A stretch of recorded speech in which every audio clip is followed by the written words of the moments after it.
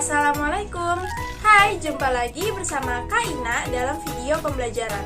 Di video pembelajaran kali ini, kita akan membahas tentang nilai juang dan proses perumusan Pancasila. Di dalamnya, kita akan membahas mengenai nilai juang dalam proses perumusan Pancasila, nilai kebersamaan dalam proses perumusan Pancasila, dan meneladani nilai-nilai juang para tokoh yang berperan dalam proses perumusan Pancasila dalam kehidupan sehari-hari. Mari kita simak videonya. Materi yang pertama mengenai nilai juang dalam proses perumusan Pancasila sebagai dasar negara. Ada yang tahu nggak sih apa makna dari nilai juang? Jadi, nilai juang artinya sesuatu yang berharga dalam usaha untuk mendapatkan atau merebut sesuatu dalam mencapai cita-cita. Nah, gimana sih nilai juang dalam proses perumusan Pancasila? Pada mulanya, berawal dari sidang pertama BPUPKI, yaitu ada Supomo, Muhammad Yamin, dan Insinyur Soekarno, menyampaikan beberapa usulan tentang falsafah atau dasar negara Indonesia. Penyampaian ini didasarkan pada arahan dari Ketua BPUPKI, yaitu Rajiman Weddiodiningrat, pada pidato pembukaan sidang. Selanjutnya, pada sidang BPUPKI yang kedua, pada tanggal 10-16 Juli, di mana disetujuinya naskah awal pembukaan hukum dasar yang kemudian dikenal dengan nama Piagam Jakarta. Pada alinea keempat Piagam Jakarta, terdapat rumusan Pancasila.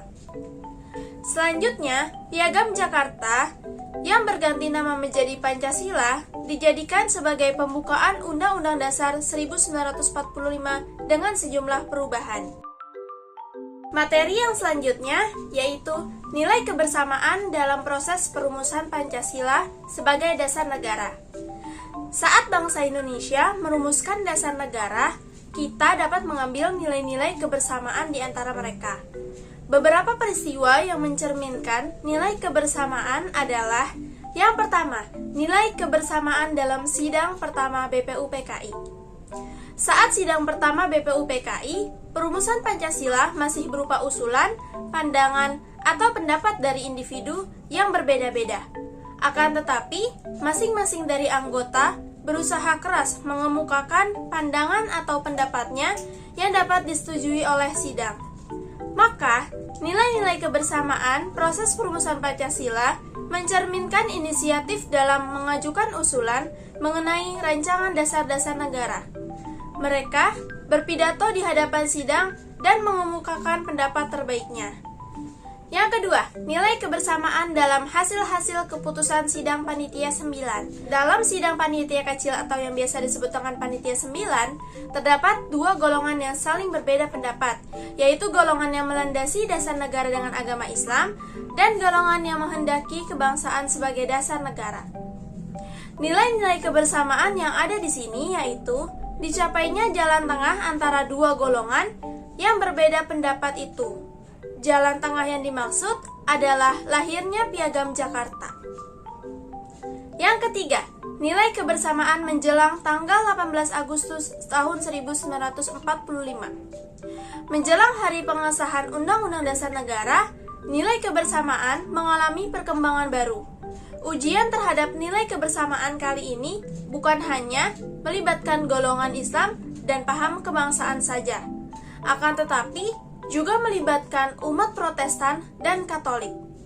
Hal ini merupakan peristiwa perubahan rumusan Piagam Jakarta.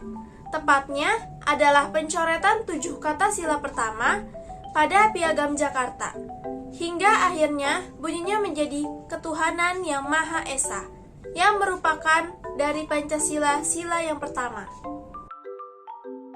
Nah, apa saja sih nilai-nilai juang yang dapat kita teladani dari para tokoh yang berperan dalam proses perumusan Pancasila, sehingga nilai tersebut dapat kita terapkan dalam kehidupan sehari-hari? Dalam usaha untuk mencapai kemerdekaan, bangsa Indonesia mempunyai nilai-nilai juang. Nilai-nilai juang tersebut memberikan kekuatan bagi bangsa Indonesia dalam rangka mencapai cita-cita. Kita dapat meneladani nilai-nilai juang tersebut. Di antaranya ada sikap rela berkorban, semangat kebersamaan, bersikap kritis, dan bersikap gigih. Oke teman-teman, sampai di sini dulu ya video pembelajaran dari kakak. Semoga kita semua dapat meneladani nilai-nilai juang dari para tokoh perumusan Pancasila. Sampai berjumpa lagi, bye-bye.